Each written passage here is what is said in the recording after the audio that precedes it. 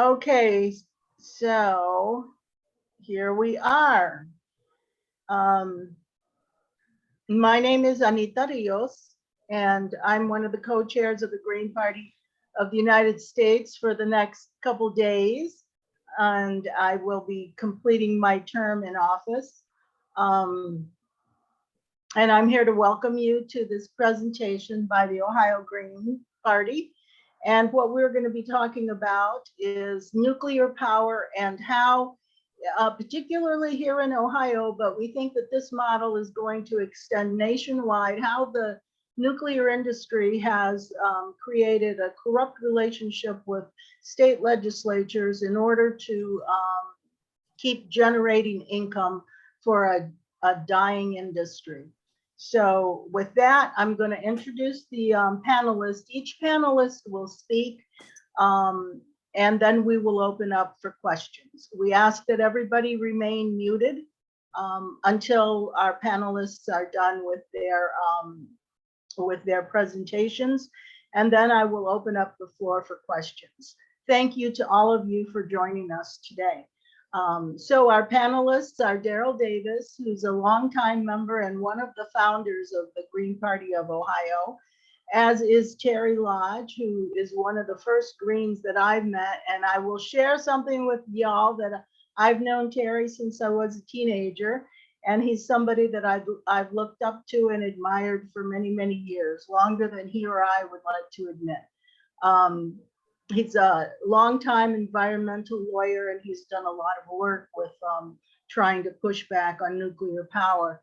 Our last panelist is Pat Morita, who I've also worked with for about 20 years, not quite as long as Terry. And Pat is the former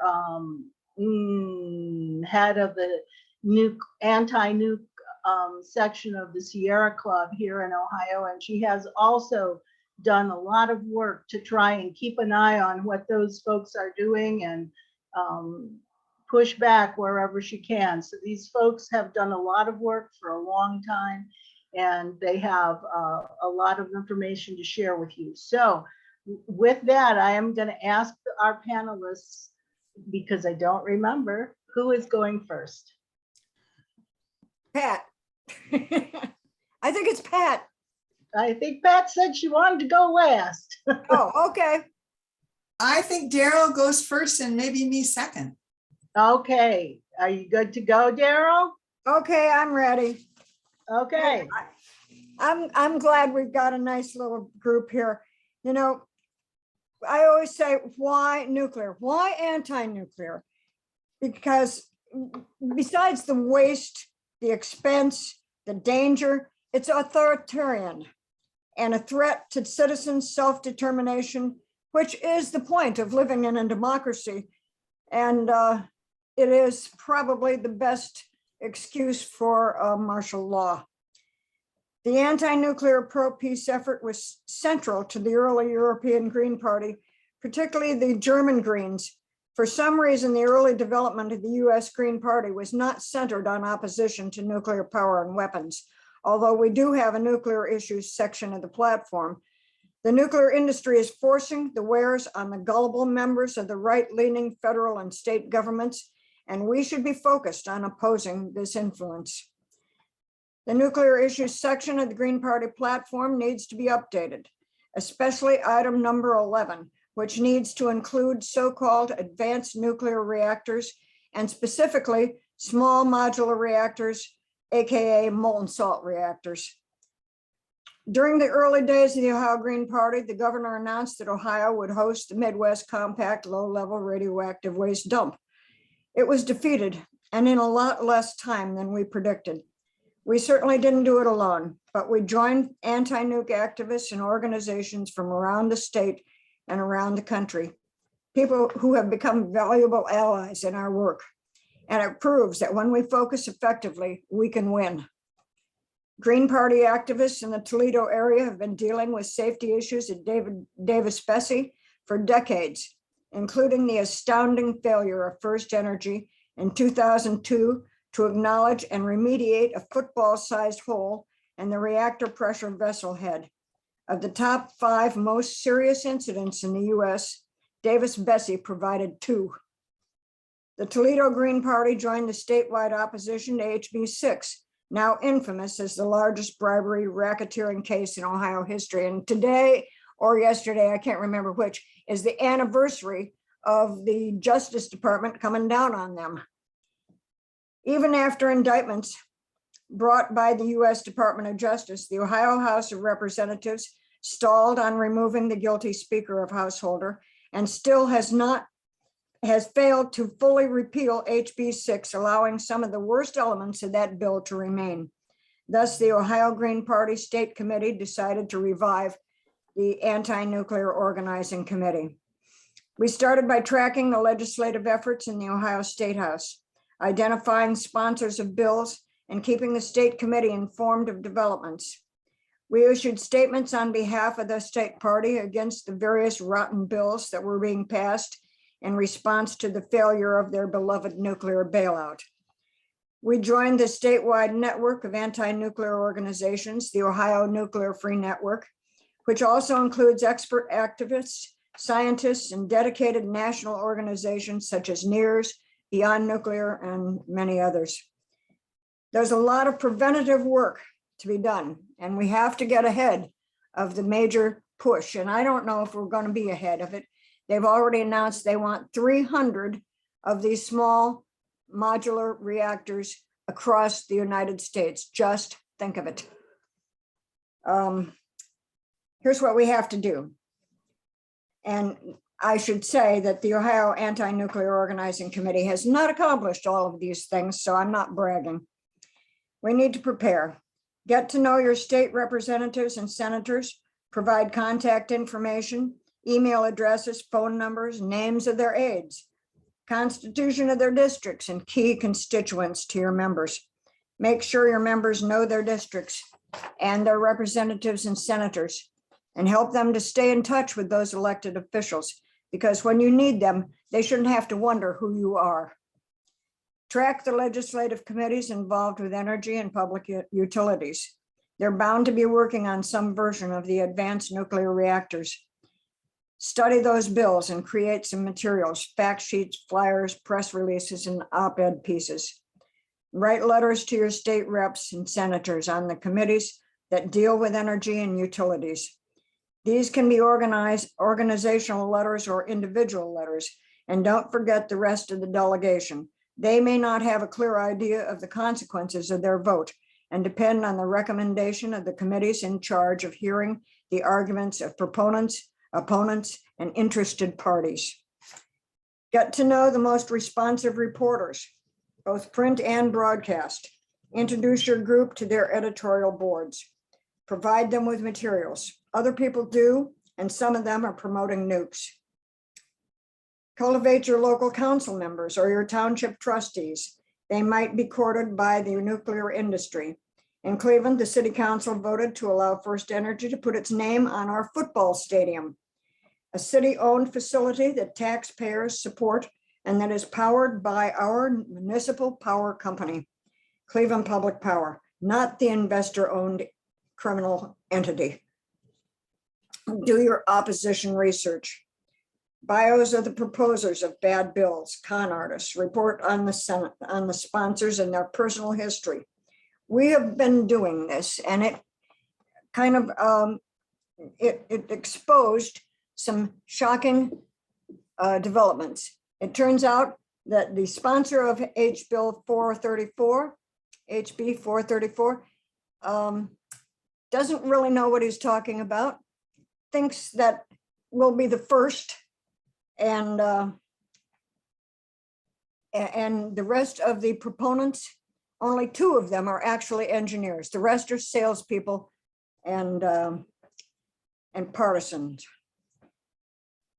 Know the history of the nuclear issues in your state, waste sites, accidents, corporations, locations, and issues with currently operating conventional nukes. Connect with other local, statewide, and national nuclear watchdog groups.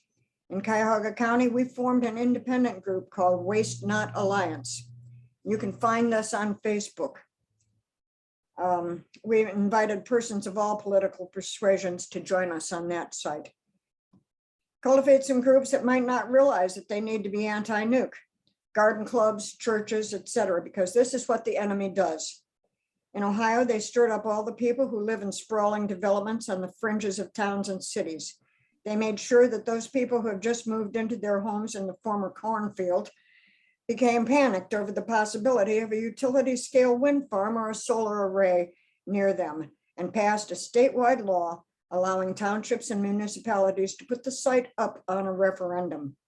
They organized groups in areas where the Ohio Power Siting Board had already cited installations and stopped the development of truly renewable energy. We have to get ahead of them somehow. Not all environmental organizations are actually committed anti-nukes. And if they can't focus on nukes, they might drain your energy. They might call for compromise on behalf of the labor unions or fall into the trap of do everything because the climate crisis is getting away from us. But if we allow them to go on pretending that these so-called advanced reactors are renewable, they will suck all the money out of the budget and renewables won't happen. The value of local organizing really becomes apparent when we're faced with a crisis like HB 434. In the presence of these dangerous reactors, keep reminding yourself, are the only credible excuse for martial law in the United States. And that's all I have. I have some questions for the group later on, but we can go on to Pat now, or Terry. Okay, thank you very much, Daryl. I wanted to clarify a couple of things before we go on to Pat. Daryl mentioned a couple of pieces of legislation. One was HB 6, and that was a piece of legislation that was passed here in Ohio that created a bailout for the nuclear industry here. It will cost taxpayers money to do that. And subsequent to passing that piece of legislation, it came out that the nuclear industry had bribed the Speaker of the House, Larry Householder, and he was subsequently indicted. It was the biggest corruption scandal in Ohio's history. But that piece of legislation is still on the books. Now, the other thing that Daryl mentioned was HB 434. That's another piece of pernicious legislation that is here in Ohio that we feel is indicative of the kind of legislation that you could see in your own state house. And what that does is it's another subsidy to the nuclear industry that creates a commission or a board or something. And I think Pat and Terry will talk more about that. That is completely obscured from any kind of public scrutiny, and again takes taxpayer money. So I just wanted to clarify those two things from Daryl's presentation, and then move on to Pat Morita. Okay, hi. So thanks so much, Anita, and thanks very much to Daryl too for all your years of work with the Green Party and anti-nuclear things. Let me interrupt you for just a minute, Pat. Can everybody hear okay? Okay, go ahead, Pat. Okay. So yes, Terry's going to talk about Ohio House Bill 434. I'm going to talk about nuclear subsidies in Ohio. And I did want to say too that House Bill 6, originally, that was the huge nuclear bailout, $1.2 billion to the corrupt institution called First Energy that ran 2 nuclear plants in Ohio, along with a couple of coal plants, which they added to the bill in order to get the other energy companies that didn't own nukes to join, to not oppose the bill, their own bailout. And the $61 million, I believe, they bribed local officials with. Now I'm going to try to share my screen. We'll see how this goes. Okay, and we'll go to the slideshow.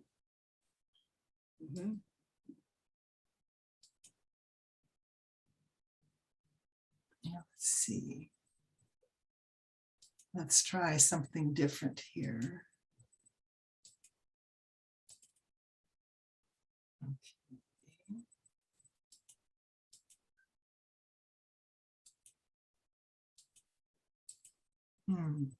It's not coming to full screen. I'm not sure. It won't. It's going to be like that. Oh, okay. Hit the F5 key. F5. Oh, wonderful. Okay, so Terry and I and Daryl too are organizers with the Ohio Nuclear Free Network, and that has been around for about 1.5 years. But we welcome members from wherever you might happen to be. We have members in several states and Canada. And if you are interested in learning more about what we do in our international or our nationwide, at least, efforts, my information is on a slide on this slideshow, which is part of your materials, I think, in this for this breakout. So one thing we really emphasize is making the connection between nuclear weapons and nuclear power. It used to be that the government tried to keep the idea that those were joined at the hip a secret, but now prime ministers like Macron of France and US military, they're all saying without civil, there's no military, and vice versa.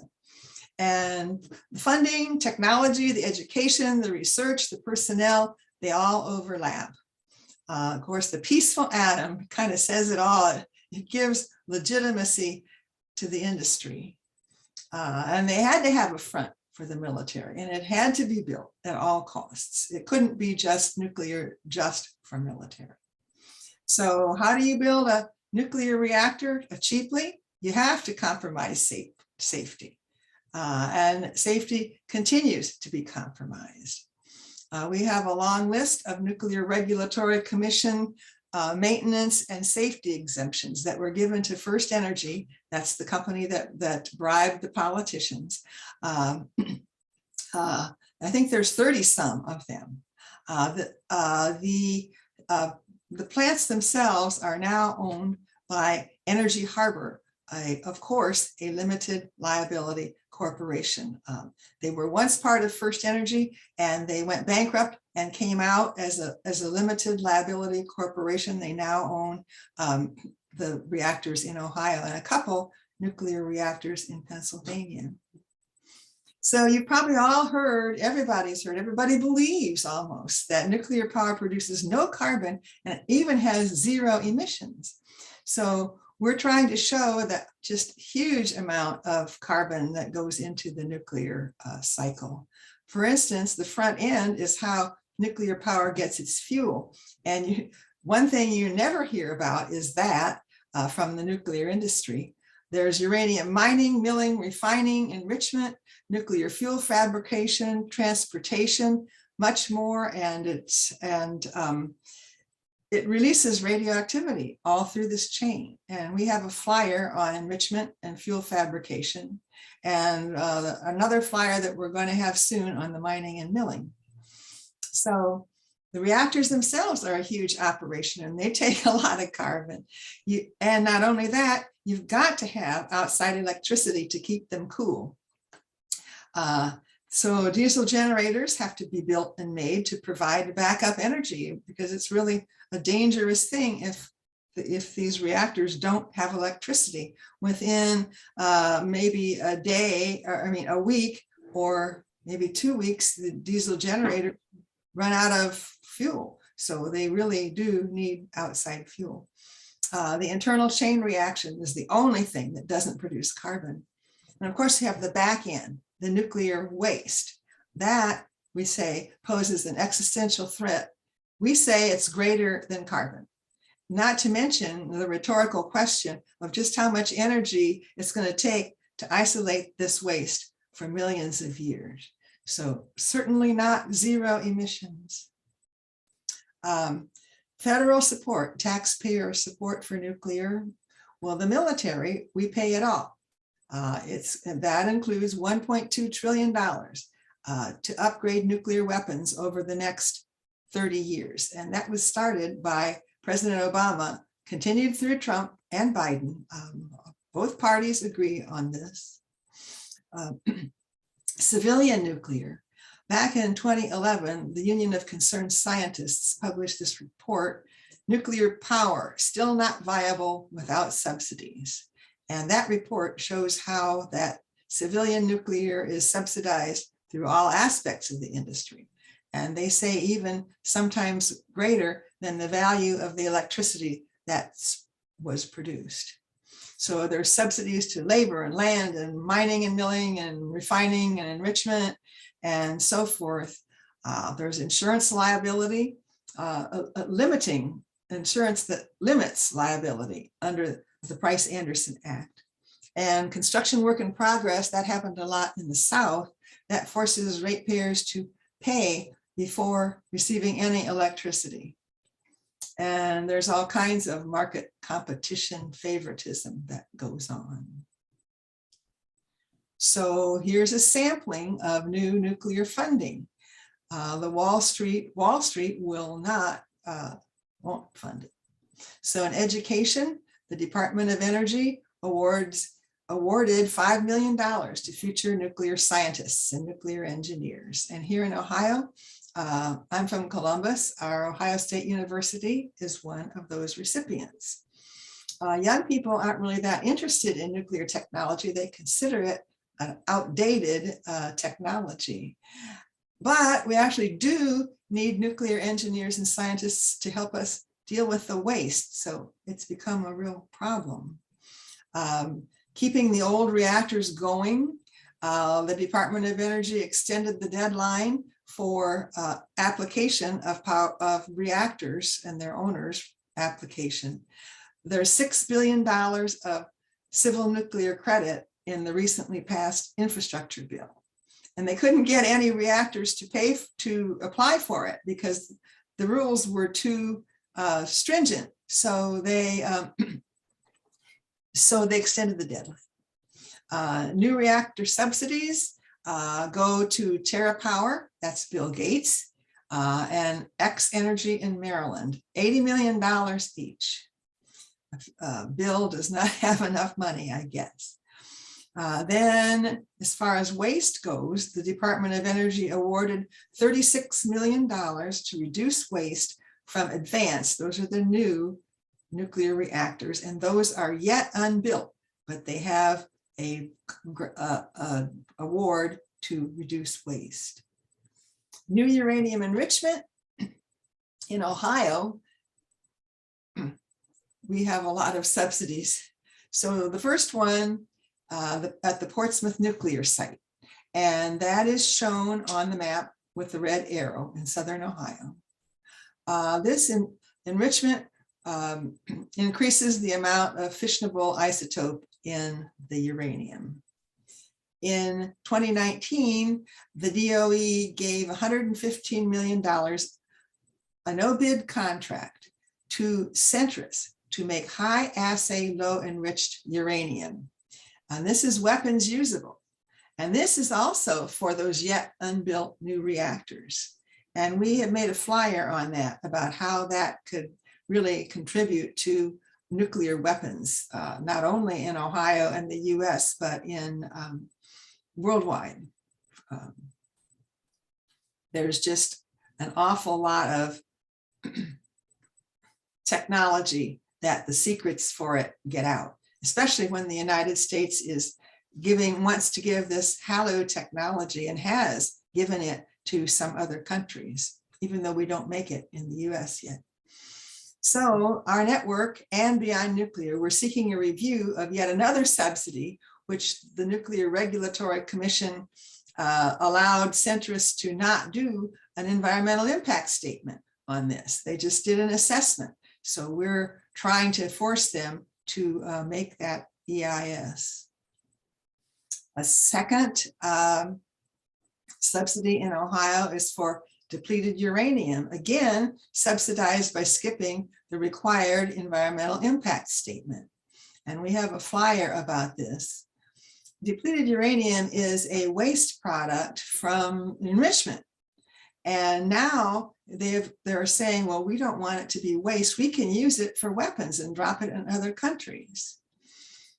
One of the worst things about this is that the depleted uranium here in Ohio at Portsmouth is dirty because they ran plutonium and high level, well, they ran radioactive waste products through the entire set of buildings as they enriched it, contaminated the whole site with transuranics and with technetium. And so that greatly worsens the environmental and health impacts of depleted uranium weapons. The picture there shows just how much safety equipment is needed to just test the ground there in Iraq.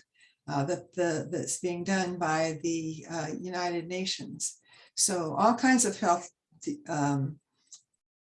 effects, including birth defects in Iraq, Afghanistan, Yugoslavia, former Yugoslavia, anywhere that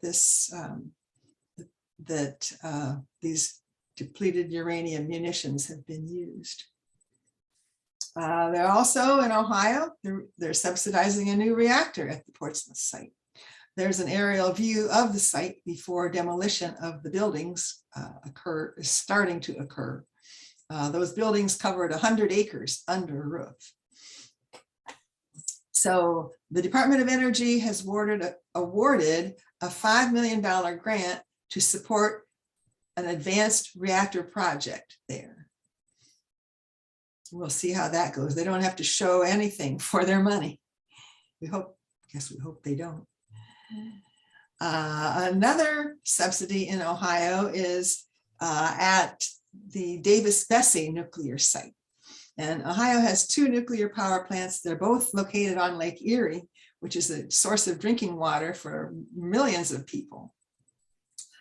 This Davis-Besse is east of Toledo, where the bubble is on the map. So $10 million, 80% taxpayer funded. This project has received.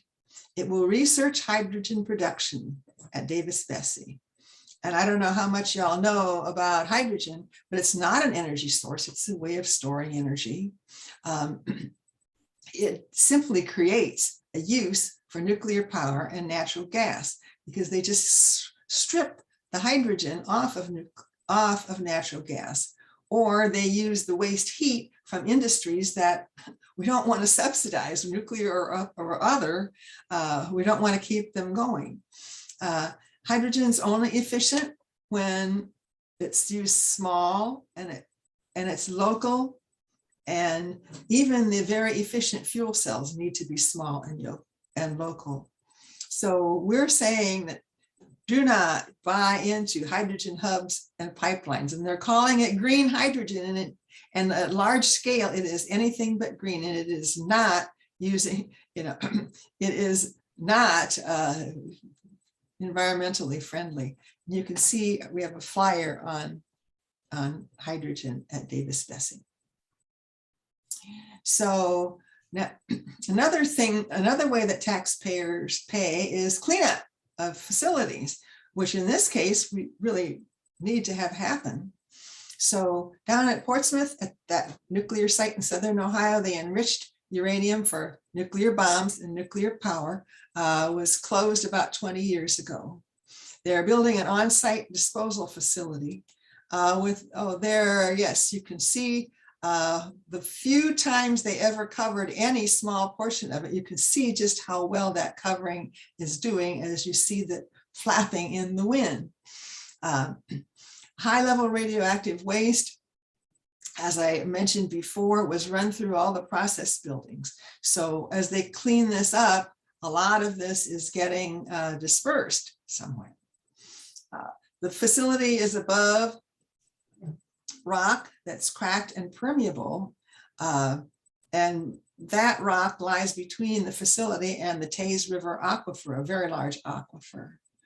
Materials with transuranics are buried there. You see the open air demolition. And of course, groundwater is moving off site, but mostly contaminated water is running off into the local creek. Old landfills are not being dug up there, and I have a link to a joint statement between the Village of Piketon and the Sierra Club outlining some of those problems with the disposal. And the company is getting bonus money for finishing the job early. So it's cutting corners. They all cut corners and they get bonuses for finishing the job early. So in 2019, we found out that there was neptunium had been found in an air monitor outside the Zons Corner Middle School. And that's only 4 miles from the Portsmouth site. That, of course, the Department of Energy didn't tell about that. It took Dr. Ketterer to research that report and find that. The Scioto Valley School Board then closed the school. And Dr. Ketterer made an analysis. He's an isotope expert. He identified those elements that were found off-site as coming from the Portsmouth site, even though the Department of Energy tried to say that they were from nuclear testing in Nevada years ago. And 2 class action lawsuits have been filed by locals claiming radioactivity on their properties, or most of them have serious illness in their family. So I just wanted to thank the Ohio Green Party for so many decades of anti-nuclear organizing. Thanks to Daryl Davis. I encourage people to join her committee, especially if you're from Ohio. And thanks to Anita Rios, who ran for governor here at one time. We wish she had been elected. And we're saying that Ohio is the heart of the nuclear industry's expansion plans. But it does represent just what the industry is doing all over the country with the government. And it's really the military that's behind this. So contact me for more information, and I'll turn it back to Anita and Terry. Thank you very much, Pat. I'm going to go ahead and pass it to Terry Lodge. Go ahead, Terry. Can you stop screen? I'm doing that. Thank you. All right.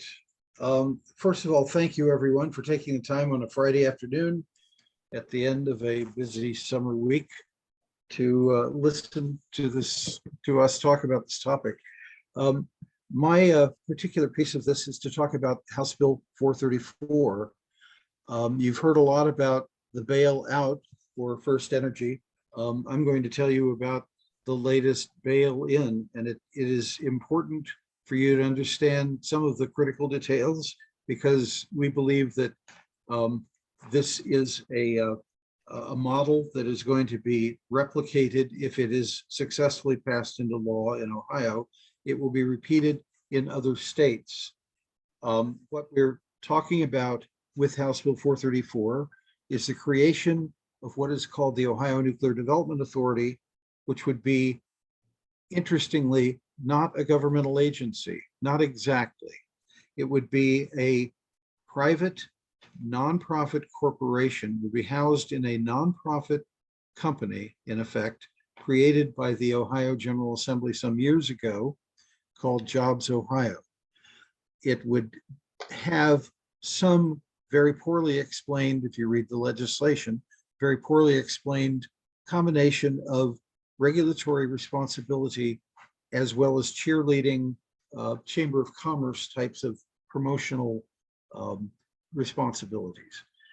The organization of it is unknown beyond the fact that there would be a board appointed by the governor, but the governor would be restricted to picking the board members from a list submitted by a committee that, according to the wording of the law, would essentially be the committee coming up with a possible appointees would be made up of nuclear industry players, ranging from people who are on the faculty and staff at Ohio State University, which has a nuclear engineering program, as well as corporate executives from various and sundry actors and manufacturers and designers within the budding small modular reactor component of the nuclear power industry. House Bill 434, in effect, would create a private company that would act on behalf of the state to contract with the Nuclear Regulatory Commission, the Department of Defense, and the Department of Energy for experimental as well as other kinds of federally funded activities. The bill, this is the third rendition of the bill that has been introduced in the past in two different sessions of the Ohio General Assembly. It has passed through the Ohio House. Ohio, in case you haven't heard, Ohio has a supermajority of Republicans in both houses. The supermajority is far larger in the House of, or pardon me, in the Senate. So the fact that the bill has successfully made its way through the House of Representatives is a virtual guarantee that in the lame duck session that will be convened in December, the bill will receive probably favorable recognition and passage in the Ohio Senate, unless we resist, which we are attempting to do. The board of the Ohio Nuclear Development Authority would be subjected to very weak ethics requirements in terms of reporting financial interests that might be in conflict with what the board decides. It is possible, according to our analysis of what the bylaws governing the board are likely to include, that this state-created private company could enter into contracts spending state money, the contracts being made with firms where there are board members on the Ohio Nuclear Development Authority. So there could be very crass, overt conflicts of interest. According to the bylaws of Jobs Ohio, the existing nonprofit that I've been talking about, board members of Jobs Ohio, they're not answerable in terms of calling out ethical breaches, except as they may voluntarily wish to address them. So there is effectively, the board itself would identify and deal with any conflicts of interest. So that in itself, that structuring is ridiculous and poses enormous conflicts of interest. The budget of Jobs Ohio at present, Jobs Ohio has existed, as I say, since approximately 2012, and has withstood, its structure has withstood court tests. So it's apparently okay to privatize state government in this fashion. But the way that the budgeting for the Ohio Nuclear Development Authority would probably work is that there would be a submission. Ohio is on a 2-year biannual budget type of scheme, but there would basically be a very little detailed request of a few pages for budgetary authority that would be given to the Ohio Nuclear Development Authority.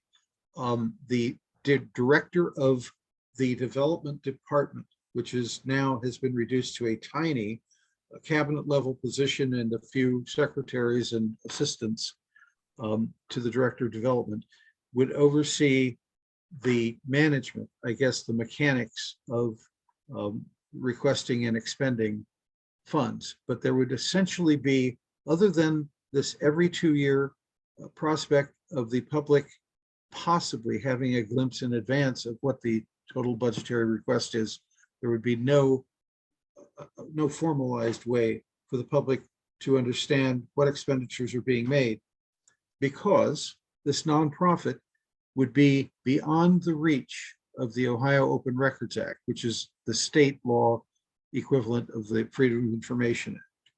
It would be beyond the reach of sunshine and most ethical requirements of significant normal state government officials.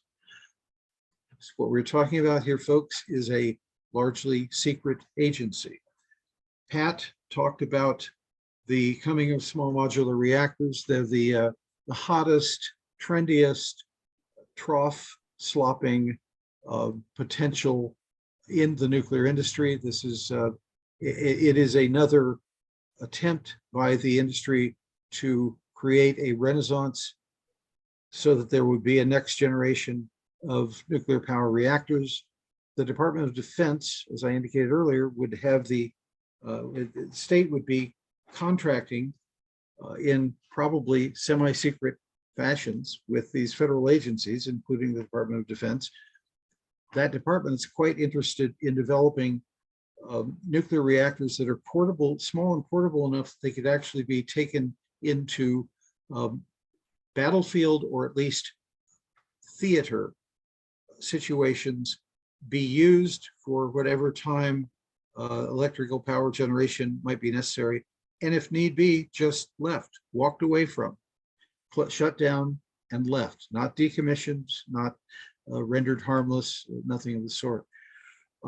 There are other applications of nuclear energy that are being considered by the Department of Defense.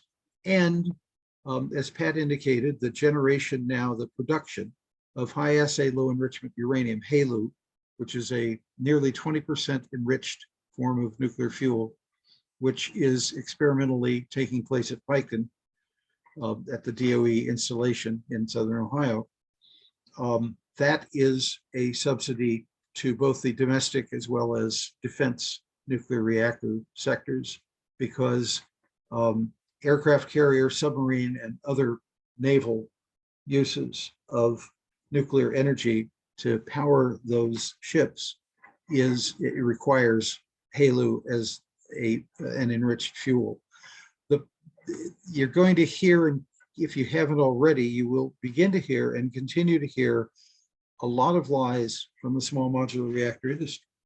Part of the way that House Bill 434 has been peddled to the Ohio House of Representatives, for instance, is that representatives of a firm, eGeneration, a rather mysterious nonprofit in the Cleveland area, which has had some for-profit tendrils, eGeneration's engineers have actually said that it would be a mistake to ship the spent nuclear fuel from the Davis, Bessie, and Perry nuclear power plants to conventional light water reactors out of state once those reactors are permanently shut down, because that would become the feedstock for creating fuel for the next generation, some of the designs of the next generation of small modular reactors.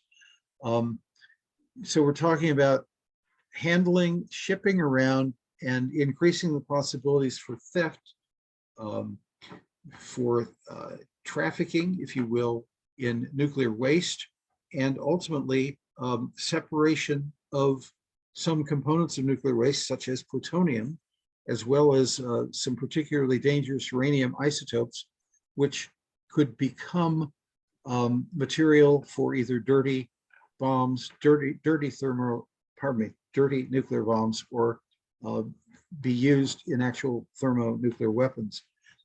One of the other prospects that I see as being very chilling regarding the supposed next generation small modular reactors, as Pat indicated, there's a lot of potential subsidy money, a lot of trough being filled, and there are at least firms in at least 6 different countries around the globe that are making plans to internationally sell small modular reactors, to design, build, and deliver and install SMRs.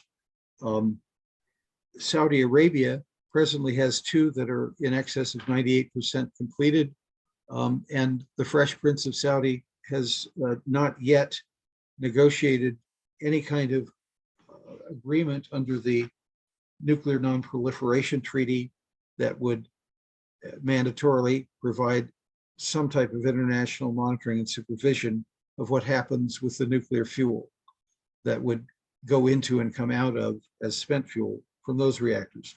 The United Arab Emirates is in startup tests for with 1 small modular reactor, and that's a misleading name, incidentally. Some of the reactor designs, especially in UAE and Saudi Arabia actually will be generating up in the 300 to 330 megawatt range. So they're approximately roughly a third the size of some of the larger old light water reactors like Davis, Vesey, and Perry. But so you're talking now about a situation where the rules of the past, which imposed a lot of limitations on exporting nuclear technology, would be lifted. Reactors would be sold to and installed in a lot of authoritarian or dictator-driven societies, and the prospects for trafficking, manufacturing of weapons, and indeed nuclear war on a regional basis would be considerably heightened.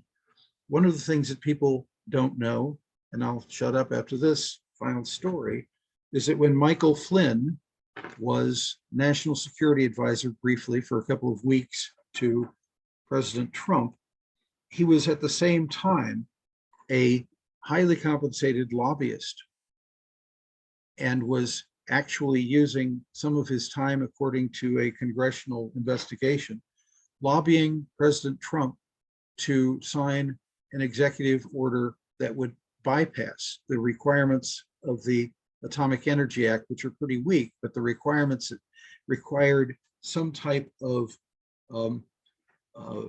commitment by a nuclear reactor customer, like Saudi Arabia or UAE, to commit to monitoring and disclosure of data surrounding their use of nuclear fuel.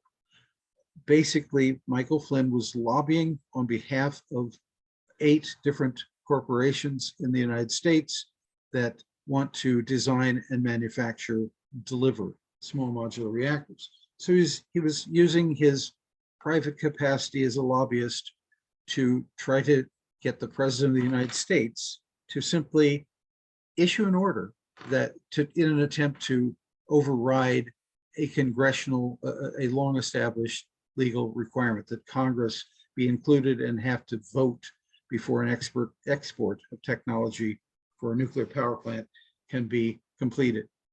So there are a lot of implications from this. If House Bill 434 is enacted, and the odds are strong, not impossible to stop, but pretty strong, we're going to see the potential for this being replicated. Indiana is considering a somewhat similar model in its state legislature.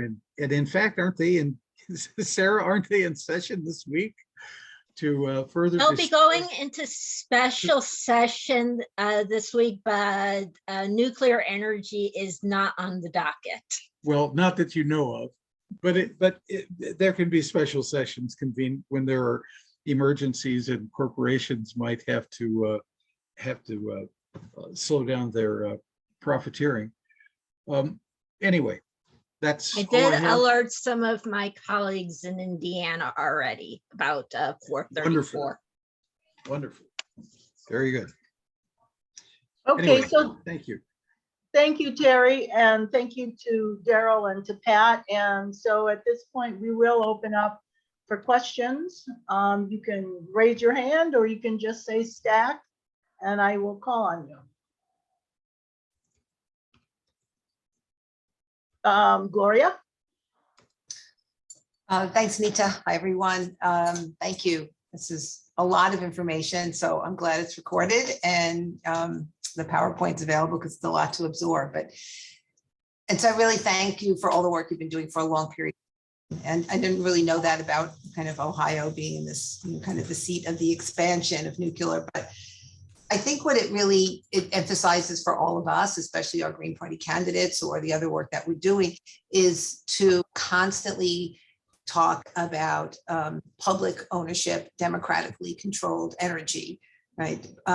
Obviously, nuclear should be banned, right? But when we talk about what needs to replace it, it can't be replaced in the same market system, right? Making these quasi-public, private, secret agencies. They do that for housing, for land use. They do that for for energy, they do it for a lot of different things, right? And I think that distinguishes the kinds of things that we talk about, the society that we want, talking about public power, for instance. And I think that that's a really important issue that we take up, that our candidates talk about, because the only way we're really going to be able to make that difference in society is if we're making democratically, publicly transparent decisions about these kinds of things, and that it's not just substituting better, safer kinds of energy sources that are going to be kind of susceptible to the market and run by corporations or the small, elites off to the side in secret. So I'm so interested about maybe any feedback about that or what other people think. Pass. Terry, Pat, Daryl, anybody have feedback for Gloria? I see David. I'll call on David next.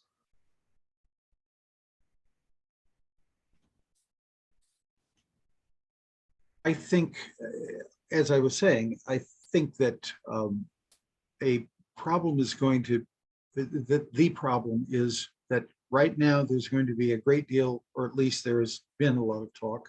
The Build Back Better Act, as Pat indicated, contained over 50 billion bucks in proposed handouts. I think we're going to have to be vigilant at that level, and that it's also well to understand, and like this is hardly news to anybody on listening in, I think, that these corporations put their money in absolutely last. Holtec International, that is decommissioning Indian Point, for example, and also Palisades in Michigan. One of its tentacles has just applied for $7.4 billion from the Department of Energy to subsidize a battery, if you will, of 4 small modular reactors at an undisclosed, undetermined site. This is a tremendous and atrocious corporate welfare grab.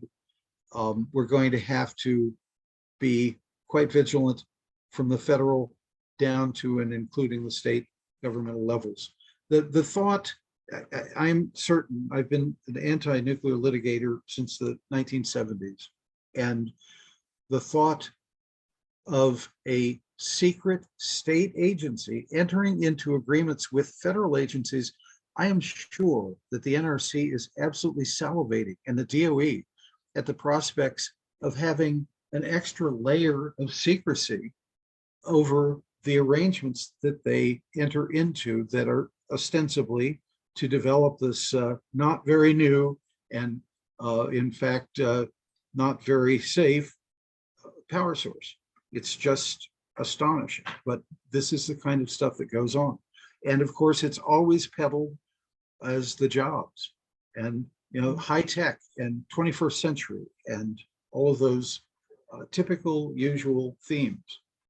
And I have to say this also, a lot of people generally, we're 3 generations, 3 at least into commercial nuclear power, and notwithstanding having had incredibly dangerous accidents in several places on the globe, the industry persists, and it only persists because it is a corrupt industry that has found its way well into a lot of governmental suites.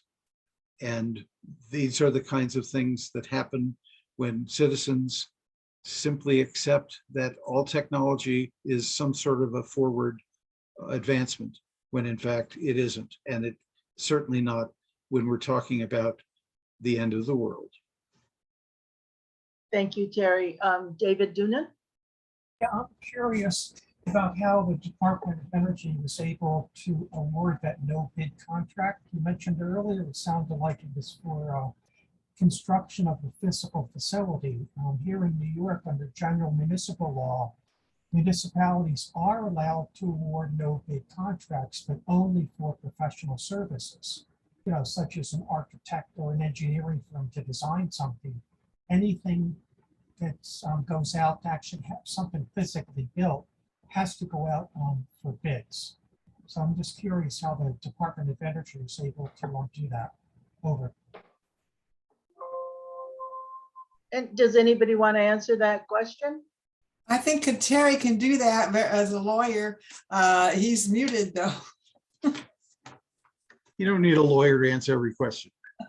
However, what I would say is that we're talking about privatizing the process here in Ohio, so that bid requirements, I would presume, do not apply in the same way. It's a very good question, but I'm rather confident that it has been anticipated by the undoubtedly platoons of corporate lawyers that have helped come up with and peddle this whole notion of privatizing nuclear power development and regulation in Ohio. Incidentally, one of the things they would do is the ONDA would be empowered to enter into written agreements, delegated state agreements with the Nuclear Regulatory Commission to effectively try to stand in the shoes of the NRC on matters of nuclear power plant regulation.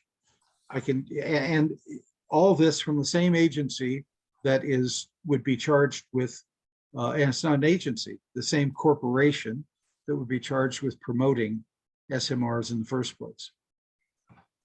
Well, and also the Department of Energy got in some real hot water for doing that, giving that $115 million to Centrus. And so they made a big deal out of, if, next time we're going to get all these bids, from everybody and so forth. So, but of course they don't get any real comeuppance. They get maybe a little slap on the back of the hand.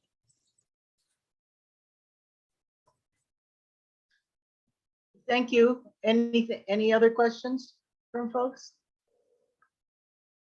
One thing I wanted to point out is that the work for this workshop was done by the Ohio Green Party's Energy Committee. That's what Daryl Davis is the co-chair for.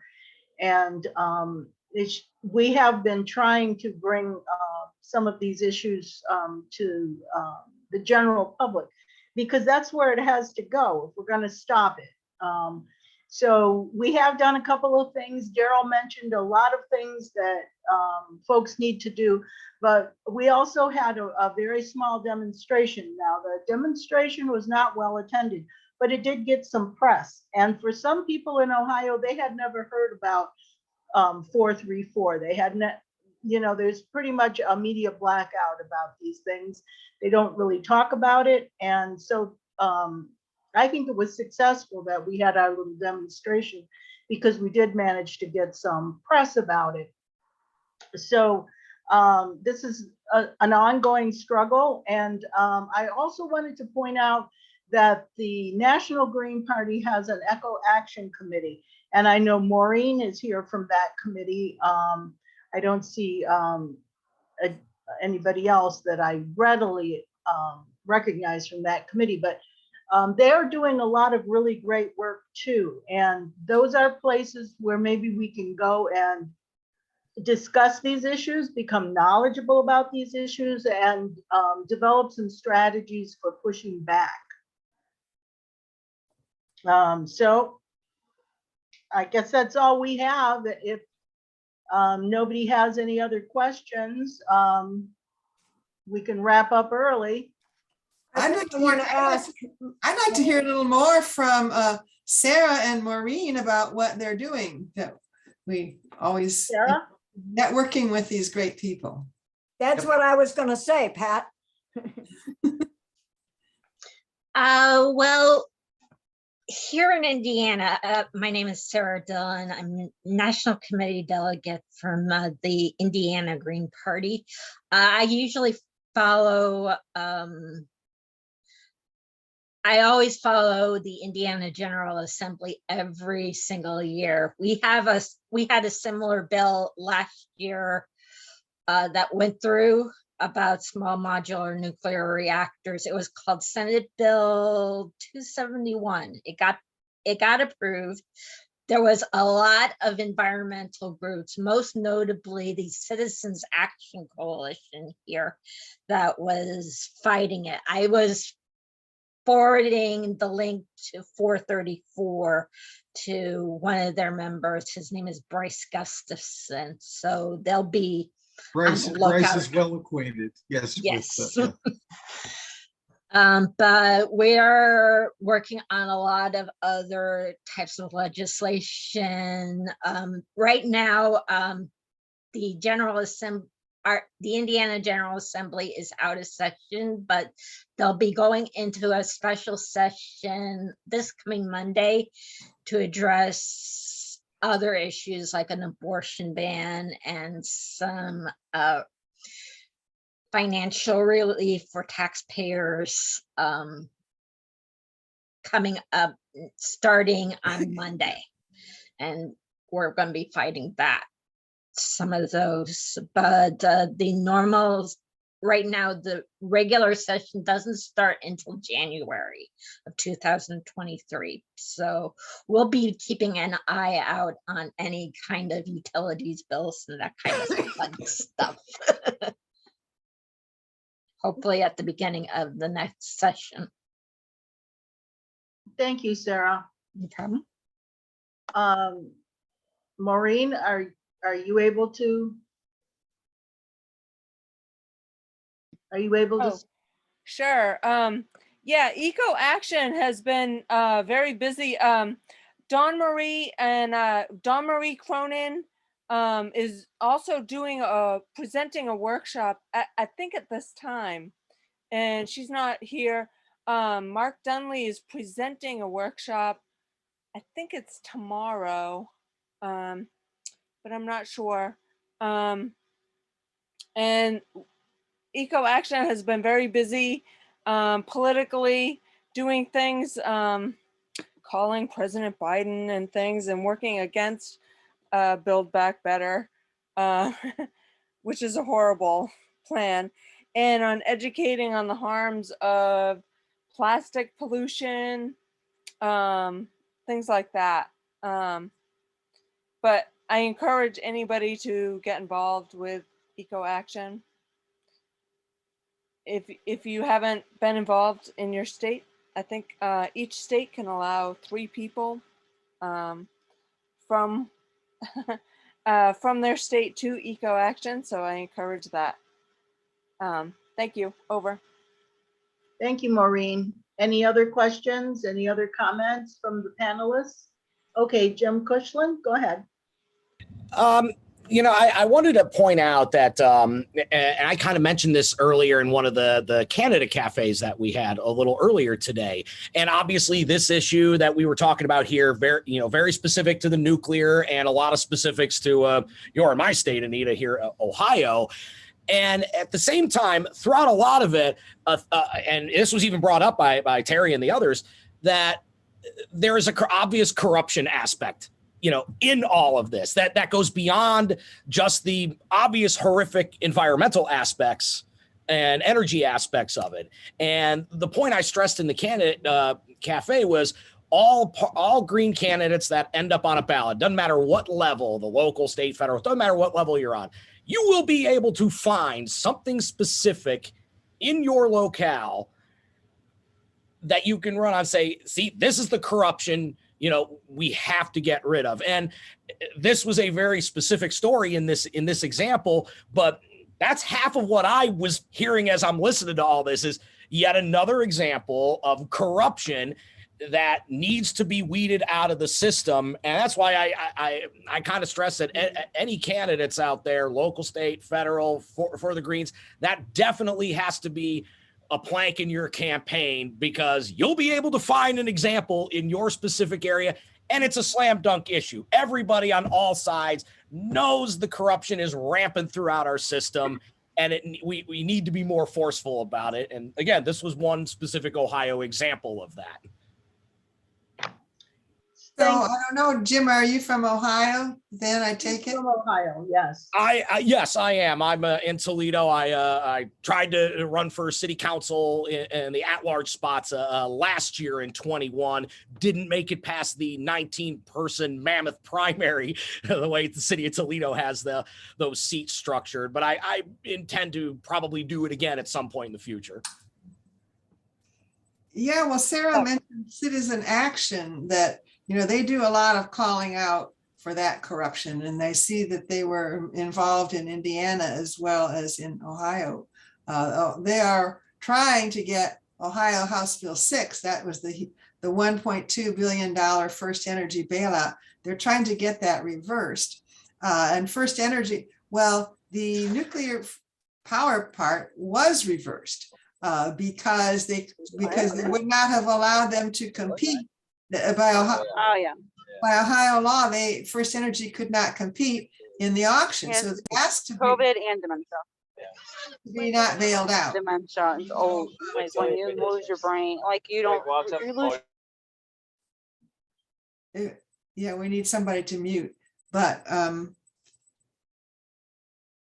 yeah, so Citizen Action is still working really really hard trying to point out these coal plants are taking a ton of money from Ohio ratepayers, and that even bails out one coal plant that's in Indiana and one in Ohio. Thank you, Pat. Daryl? You have to unmute, Daryl. I just noticed that.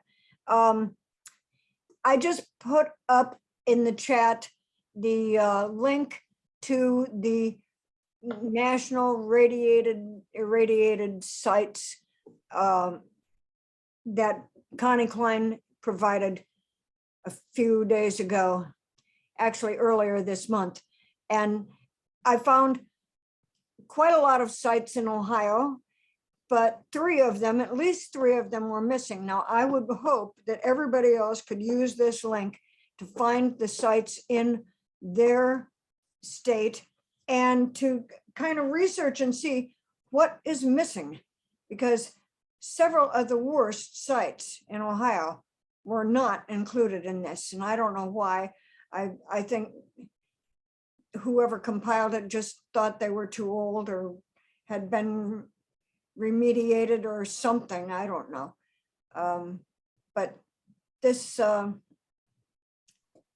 is an important thing to look at, because the waste sites are only going to grow if we have these small modular reactors. It's going to be a lot worse. And as Terry said, they're going to walk away from this. These are every site where they have a small modular reactor will become a waste site.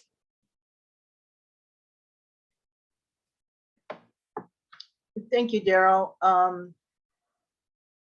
Any other comments? Anybody wanted to share? I'm looking at the slide at the chat now to see if anything I need to address. I did put my contact information in there again, and the slideshow should be in the materials that are submitted with part of this breakout session.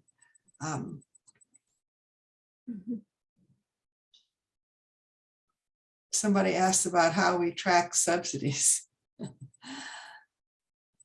That's a good question. If anyone has a running tally of that. I think some of the national groups, NIRS, the Nuclear Information and Resource Service, tracks a lot of that around the country. And I think also another large anti-nuclear organization, Beyond Nuclear, you could go to either one of those websites, NIRS, NIRS.org, or Beyond Nuclear, and find out a lot of information there. Yes, and I think that the bottom line, one thing to remember is that nobody can do this on their own. It is important to connect with some of those other groups and share information and get their information. This is a very big picture, and it's going to take a lot of heads and a lot of people working on this in order to turn it around. Can you all hear me okay? Okay. One other thing I wanted to share is that Terry has also worked on the rights of nature. I don't know if any of you are aware of the legislation that passed in Toledo that gave Lake Erie, in essence, the right to be clean. It was overturned in the courts. And so before we adjourn, I would like Terry to say a couple of things about CELDAF maybe and the rights of nature as we addressed it here in Toledo, Ohio. Happy to, I guess. The Lake Erie Bill of Rights was passed by approximately a 3-2 majority in a local initiative in 2019, and was immediately within less than 12 hours was the subject of a suit in federal court here in Toledo, brought by a corporate agricultural limited partnership. And it essentially created, or at least recognized, if you will, I don't like to use the word personhood, but it recognized the legal persona of Lake Erie as an ecological watershed, and created the right for people effectively standing in as guardians to be able to bring suit against anyone, even outside the corporate limits of the city, who would be contributing to the damage or diminution of water quality in the lake. It's the rights of nature is a kind of a difficult concept because it effectively turns the corporate capitalist model on its head and elevates ecological resources to the status of beings that can effectively sue to protect themselves in court. There are some interesting models working out in other countries, not in the United States, Ecuador in particular, New Zealand. In Ecuador, there's a really remarkable Supreme Court opinion that came out last fall that recognizes the rights of the cloud forest in the mountainous regions of Ecuador and ground to a halt a major mining project, which was going to seriously destroy a lot of mountain territory. The rights of nature is a concept that I think a lot of Greens can get behind because it effectively expresses the primacy and the supremacy of what we all have to rely on for our lives. And it in some respects tracks, but does not necessarily follow in a one-to-one identity a lot of indigenous philosophy and religion. And I hope you guys, I see that from Liz Mari that there's going to be a presentation tomorrow that sounds like it will have some pretty good international flavoring. I hope you guys can make it. This is not just a flash in the pan, new trendy thing. This is, I think this is the only pathway that makes sense that could even begin to bring us through the coming crises of the Anthropocene. Thank you.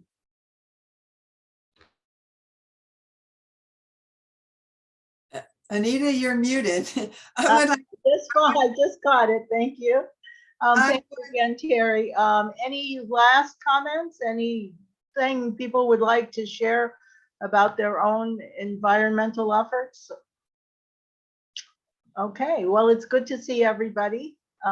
Lots more not important conversations to be had during this weekend. I hope you all can make it to some other workshops, and thank you to everybody for joining us today. Thank you all. Have a good day, folks. Thank you, Anita. You're welcome. Thank you. Thank you all. Hi, Craig. Good to see you, Anita, and everybody else. I'll You see you too. on more of the workshops for sure. Good, good. Okay, I'm gonna turn it off then. All right. Bye. Bye-bye.